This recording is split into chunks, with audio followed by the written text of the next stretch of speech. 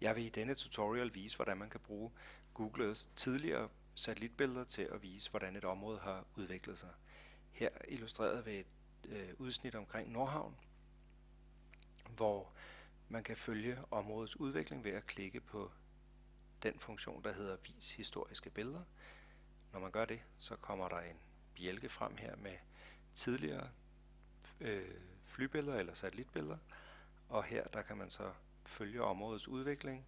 Hvis man kigger især på den yderste del af området ved Nordhavn, så kan man se, at der er ingen bebyggelse, og hvis man så klikker sig fremad, så kommer der så gradvist mere og mere bebyggelse på de områder på både det inderste og det yderste af Nordhavn. Her kom der en masse bebyggelse til, og på de to seneste billeder, der er man så ved at udvide yderligere på den yderste del.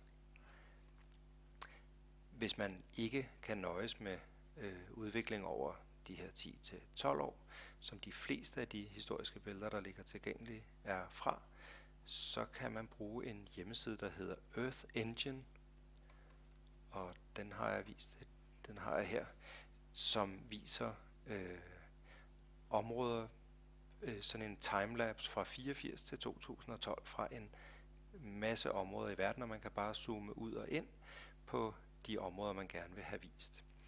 Her har jeg zoomet ind på Amager, Saltholm og Sverige og kører den fra 1980, eller 84. Man kan sætte hastigheden til at være hurtig, langsom eller middel, og nu kører jeg den med middelhastighed igennem her, så man kan se, hvordan området pludselig får en bro til, og man kan også lægge mærke til, hvordan revlerne her de bevæger sig omkring Saltholm, og man kan også følge noget bebyggelse i Amager, hvis man ser, hvordan hele området omkring Vestamager bygges ud, og sådan kan man sidde og holde øje med, hvordan store dele af området faktisk skifter karakter.